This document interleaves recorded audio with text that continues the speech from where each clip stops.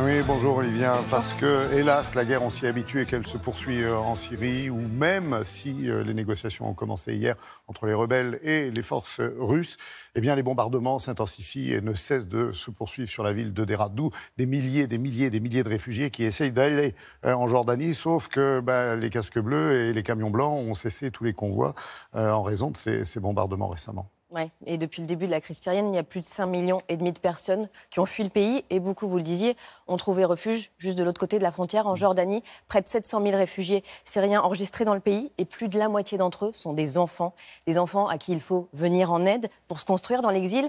Et ça, c'est le rôle notamment de l'UNICEF, le Fonds des Nations Unies pour l'enfance, qui leur apporte soutien et assistance alors dans tous les domaines, celui de l'éducation, de la santé, de l'accès à l'eau, de la protection psychologique et sociale. C'est vraiment un accompagnement complet.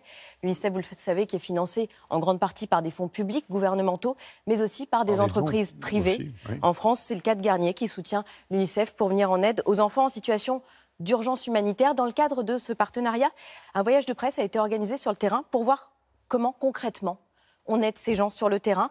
Nous sommes rendus à Zaatari. Zaatari, aujourd'hui, c'est le deuxième plus grand camp de réfugiés au monde. C'est une ville dans l'État. Il se situe à quelques kilomètres de la frontière syrienne. Et la plupart des gens qui y vivent viennent de Deraa, la région dont on parle dans l'actualité en ce moment, qui est au cœur des combats. Dans ce lieu, des dizaines de milliers de vies sont en attente. Et quand on ne sait pas combien durera l'attente, eh bien, on continue à vivre. 22 000 enfants vont à l'école dans ce camp. Il y en a 13. Des familles s'agrandissent, des femmes et des hommes continuent à travailler. Nous vous avons rapporté quelques morceaux de vie pour comprendre comment on accompagne cette population qui vit entre deux pays. Zaatari est né de l'urgence, quand 3 à 5 000 Syriens passaient chaque jour les postes frontières pour rejoindre la Jordanie. 6 ans après sa création, cette ville à part compte aujourd'hui 80 000 habitants, dont la moitié sont des enfants. Une population tournée vers l'avenir. Ici, chaque semaine, 80 bébés viennent au monde. Quand on demande aux enfants d'où venez-vous, beaucoup répondent Zaatari. Tous les enfants de moins de 6 ans sont nés dans le camp. Alors ça crée parfois des petits problèmes d'identité, bien sûr, pour ces enfants, parce qu'ils n'ont pas connu la Syrie et ils ne connaissent pas vraiment non plus la Jordanie. Mais il y a une vraie fierté aussi d'appartenir à ce camp qui s'est développé comme une ville. Comme toute ville, Zaatari s'est adapté aux besoins de ses habitants. Face à ce provisoire qui s'est installé, le maximum est fait pour améliorer les conditions de vie des réfugiés. Les droits en termes d'accès à l'eau sont de 35 litres par personne par jour. Nous sommes en train de construire un réseau d'eau et d'assainissement. Les réfugiés pourront avoir accès à l'eau directement dans leurs abris. Ça va être une énorme amélioration pour la qualité de vie des gens. Il y a une économie extrêmement vibrante à Zaatari, informelle, avec plus de 3000 magasins, dont la fameuse avenue des Champs-Élysées qui traverse le camp. Dans le camp, travailler est un moyen d'avancer, d'échanger, mais aussi parfois de maintenir un lien avec la vie d'avant. Avant de venir en Jordanie, j'étais tailleur en Syrie. J'ai fait une formation de couture de 3 mois. Cette occasion m'a permis de renforcer mes compétences et mon expérience. Maintenant, je fabrique des vêtements pour les bébés et des kits pour l'UNICEF. Cette opportunité m'a beaucoup aidé, ça a changé ma vie. Et cela m'a permis aussi de rencontrer de nouvelles personnes qui sont aujourd'hui devenues mes amis.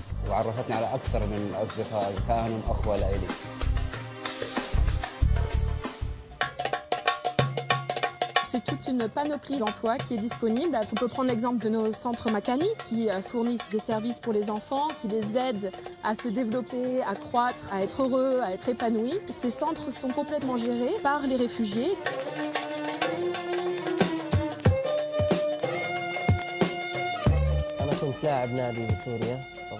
Avant, je jouais dans un club connu en Syrie.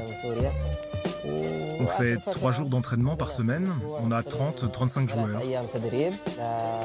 Et il y a aussi environ une quinzaine de filles qui jouent. On est comme des amis pour eux. Quel que soit leur niveau, on essaye de faire ressortir le meilleur d'eux-mêmes. On a des élèves qui doivent sortir du camp pour aller travailler et c'est très difficile pour eux. Ils se sentent complexés. C'est pour ça que venir ici, c'est essentiel pour eux. Grâce à ces entraînements, ils reprennent confiance et c'est très important. On organise des compétitions où on donne des récompenses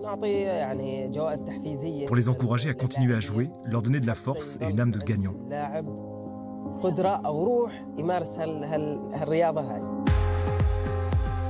Des gagnants avec leurs rêves de gosse, leur vie suspendue entre deux pays et l'espoir qui fait vivre.